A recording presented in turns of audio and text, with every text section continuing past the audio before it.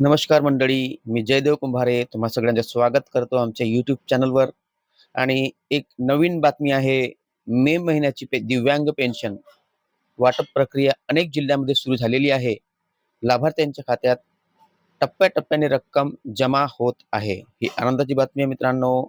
कारण काही लाभार्थी असे होते ज्यांच्या डॉक्युमेंट अपडेट झाले नव्हते, म्हणजे काहीतरी तांत्रिक कारणामुळे त्यांची पेन्शन थांबली होती. पहा, मे 2026 महिन्याची दिव्यांग पेन्शन वाटप सुरू. काही लाभार्थ्यांच्या खात्यात पैसे जमा होण्यास सुरुवात झालेली आहे. बँक व जिल्ह्यानुसार तारीख वेगळी असू शकते. आधार लिंक व डीबीटी सुरू असणे आवश्यक असते पैसे येण्यासाठी. त्याचप्रमाणे पेन्शन स्टेटस एस-सी महा-डीबीटी बँकेत तपासा. पात्र लाभार्थ्यांनाच रक्कम मिळणार आहे. उर्वरित लाभार्थ्यांना लवकरच पैसे जमा होण्याची शक्यता आहे. म्हणजे मित्रांनो, पेन्शन वाटप अजून सुरू झालेले आहे. म्हणजे काल मेसेज आला एक, की अ, आजपासून पोर्टल बंद राहणार आहे, कारण दिव्यांग लाभार्थ्यांची पेन्शन वाटप सुरू होणार आहे अशा प्रकारच्या.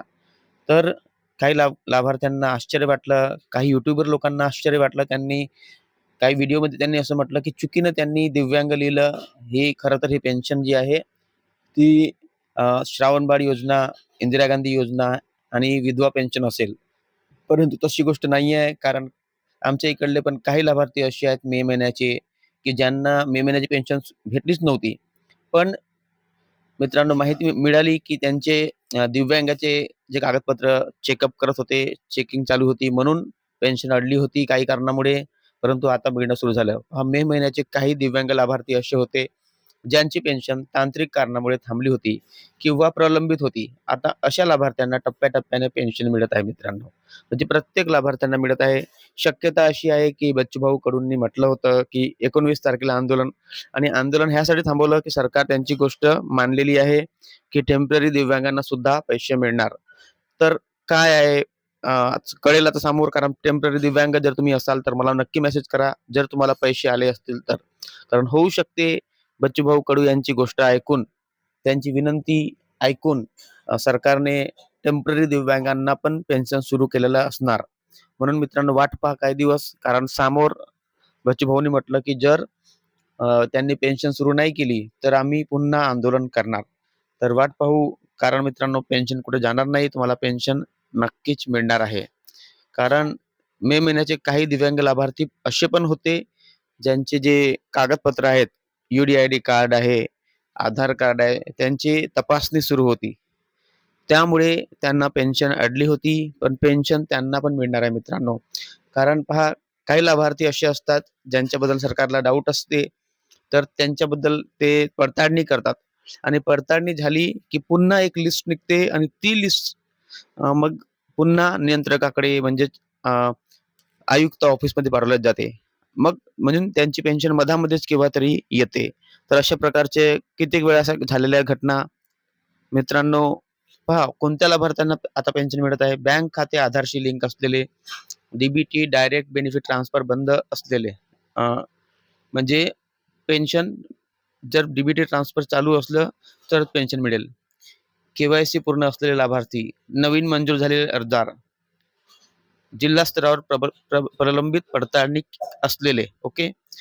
बँक खाते बदललेले लाभार्थी, तांत्रिक अडचणीमुळे मे महिन्याची रक्कम अडकलेले लाभार्थी. पहा, अशा प्रकारे कित्येक अडचणी येऊ शकतात, की आपलं ई-के-वाय-सीचा प्रॉब्लेम असते किंवा आधार कार्ड अपडेटचा प्रॉब्लेम असते.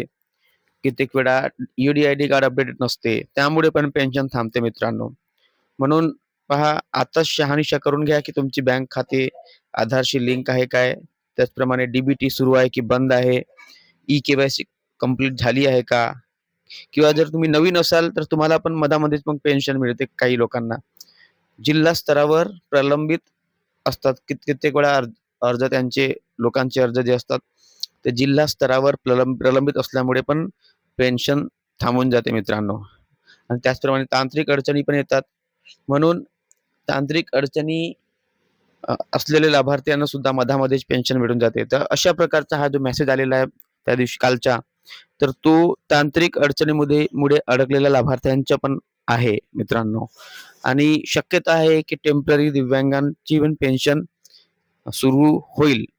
कारण मित्रांनो, मागच्या दिवसामध्ये बच्चूभाऊ कडूने 2 व्हिडिओच्या माध्यमातून असं म्हटलं आहे, की सरकारने त्यांची गोष्ट ऐकलेली आहे आणि ते दोन्ही जी-आर जे होते, ते दोन्ही जी-आर रद्द करून आता नव्याने नवीन जी-आर काढणार आहेत आणि टेम्पररी दिव्यांगांना सुद्धा पेन्शन देणार आहेत. तर अशा प्रकारचे त्यांनी म्हटलं. तर होऊ शकते त्यांचं म्हणणं ऐकून सरकारनं टेम्पररी दिव्यांगांना सुद्धा पेन्शन सुरू केली असेल. कारण पहा मागच्या दिवसात सरकारने एक फर्मान काढला होता, की जे लाभार्थी ज्यांच्याकडे कार्ड नाही, यूडीआयडी कार्ड नाही, अशा प्रकारच्या लाभार्थ्यांना पण पेन्शन देऊ. पण टेम्पररी दिव्यांगांबद्दल अजूनपर्यंत काही माहिती आली नव्हती. फक्त बच्चूभाऊ कडूंनी म्हटलं होतं, की सरकारने त्यांची गोष्ट ऐकली आहे आणि टेम्पररी दिव्यांगांना सुद्धा पेन्शन मिळणार आहे ह्याबाबत. परंतु अशा प्रकारचा जी-आर अजून आलेला नव्हता.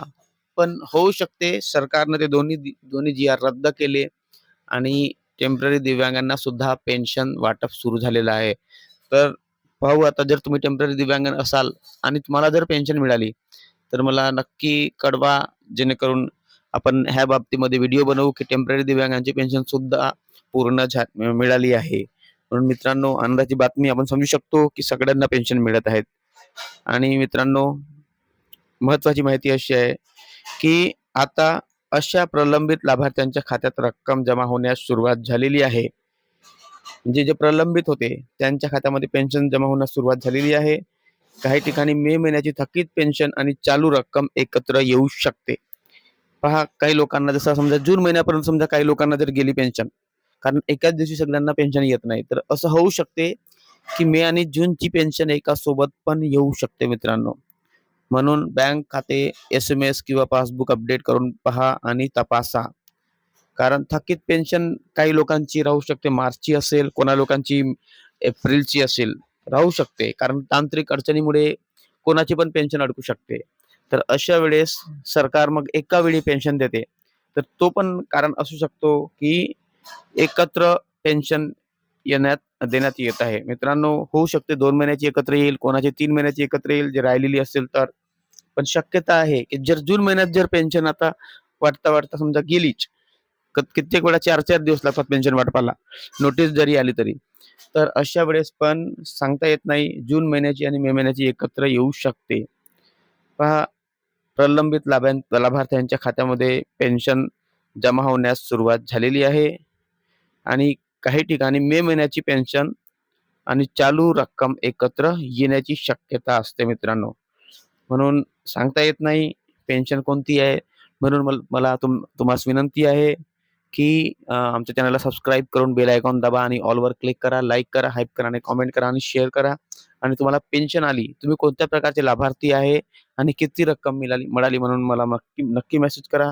तुम्हाला सगळ्यास विनंती. Thank you. सबस्क्राईब बटन दाबून, बेल आयकॉन दाबून ऑलवर नक्की क्लिक करायचं. Thank you.